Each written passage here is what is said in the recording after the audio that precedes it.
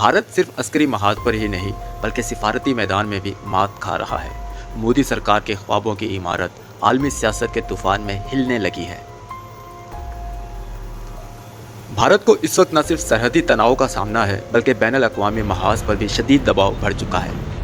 पाकिस्तान ने सिफारतकारी की बिसात पर ऐसे मोहरों को हरकत दी कि आलमी राय आमा भी हमारे मौक़िफ़ के हक़ में हमवार होती गई और भारत को अपनी जारहाना पॉलिसियों का दिफा करना पड़ रहा है।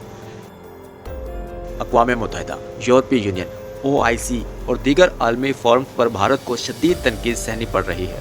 अंदरूनी मुल्क भी हालात मोदी के हक़ में नहीं। कांग्रेस और आम आदमी पार्टी ने इल्ज़ाम लगाया है कि मोदी ने कौमी सलामती जैसे हसास मसले को सियासी फ़ायदे के लिए इस्तेमाल किया है। 4 अगस्त 2025 को अमेरिकी सदर डोनाल्ड ट्रंप के बयान ने मोदी हुकूमत के लिए मुश्किलात को कई गुना बढ़ा दिया है। ट्रंप ने भारत के साथ रूसी तेल की खरीदो फरोख्त पर न सिर्फ तनकीद की बल्कि 25% से भी ज़्यादा तरसीली टैक्स बढ़ाने का ऐलान किया है। अमरीकी सदर ट्रंप ने भारत के टैरिफ में मजीद 25% इजाफा कर दिया। व्हाइट हाउस के मुताबिक भारत पर मजमूई अमरीकी टैरिफ 50% हो गया है।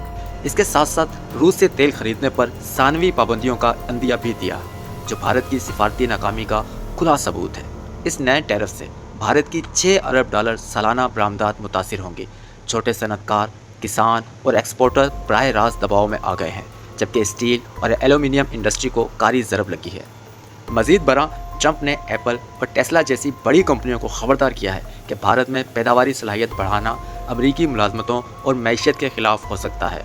इसके बाद भारत में काम करने वाली बैनुल अक़वामी कंपनियां भी दबाव में आ गई हैं और मोदी सरकार बेबस नज़र आने लगी है।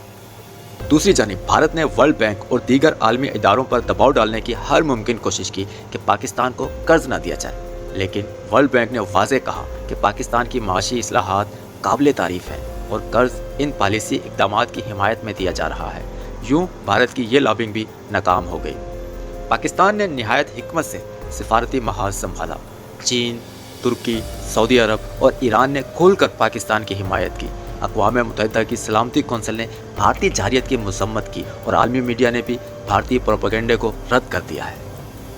पाकिस्तान की जानदार सफारतकारी का एक और सबूत अमरीकी सदर का वो बयान, जिसमें उन्होंने कहा कि हम पाकिस्तान के साथ मिलकर तेल निकालेंगे और मुमकिन है कि कल यही पाकिस्तान भारत को तेल बेच रहा हो। भारत के भरपूर दबाव और मुखालफत के बावजूद IMF ने पाकिस्तान के कर्ज प्रोग्राम को रूल ओवर कर दिया।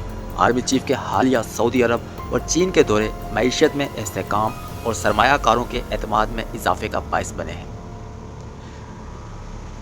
नरेंद्र मोदी के लिए ये जंग सिर्फ सरहदों तक महदूद नहीं रही, बल्कि ये एक सियासी, सफारती और माशी जंग बन गई है और इन तीनों महाजों पर भारत को नाकामी का सामना हुआ है। दूसरी तरफ पाकिस्तान ने यह साबित किया कि मजबूत सफारतकारी, आलमी ताल्लुकात की हिकमत और बरवक्त फैसले किसी बड़े हरीफ को शिकस्त देने के लिए काफ़ी हैं।